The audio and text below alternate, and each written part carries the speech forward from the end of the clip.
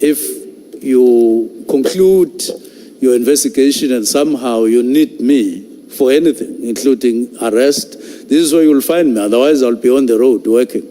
This is my number.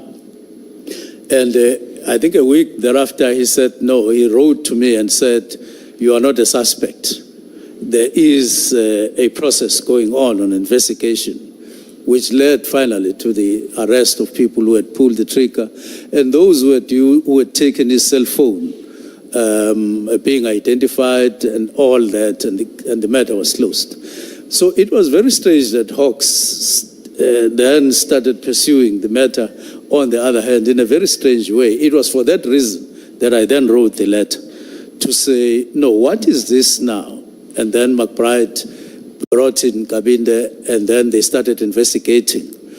And to cut matters short, did Kabinde engage with the Hawks? They engaged the Hawks, the head of Hawks in KwaZulu-Natal at that time, to say, what is this? What is the basis? And they found out that he said, according to Kabinde, when they inquired with him, he said he was not satisfied with the reasons that were advanced by DPP, and the procedure was that they would have appealed to the national head of prosecutions instead of pursuing a matter that was now closed by DPP at provincial level, and that was out of procedure. What was happening? So once I'm sorry to speed it up a bit, Honourable Minister. So once the suspects were apprehended, they were prosecuted, yes, and imprisoned. What happened, or what was your relationship with Nkabinde? He's now working for IPID. Yes. That issue has now been resolved. So just fast forward a bit. What did you continue to have a relationship? Did it strengthen with Nkabinde? Did it become personal? Just tell us a bit about that. It was now very loose and very relaxed, not pursuing anything, because I was now satisfied. I need to have mentioned that what I said to Chula was that you can pursue me if you feel I'm a suspect, but don't lose sight of somebody whose hands are with Xolani's blood, and there's evidence to that effect. You rather do both. Yeah. And I put that very strongly. And that led to that person being prosecuted and so on. So with Kabinde, it was now very loose. It would be just a call here and there, not for anything. I just appreciated the way they had done the job. Now we heard this actually from Lieutenant General Mkhwanazi, that Nkabinde then left the IPID.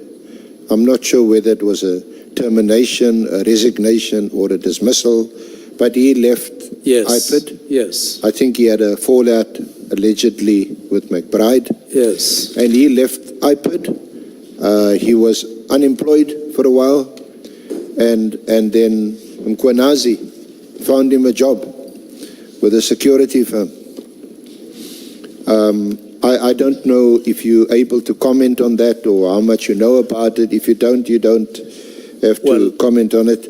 But yeah, so during this period that I'm referring to, do you still have a relationship with Nkabinde? Do you still know him? Do you still interact with him?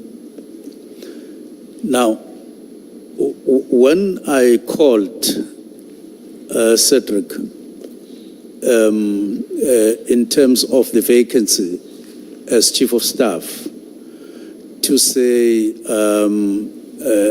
he may submit a application if he so wishes for the panel that would interview them.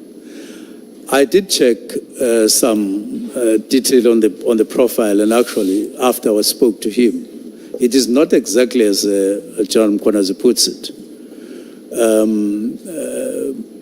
Cedric spoke to me that all the reasons why he had to leave IPIT and circumstances thereof. After that, he got employed by the bank in their forensics department and so on. And he told me that General Mkhwanazi actually knows that Cedric got employed in the bank because he would invite General Mkhwanazi to functions of the bank because they were close, and he would attend. So he knows beyond any doubt.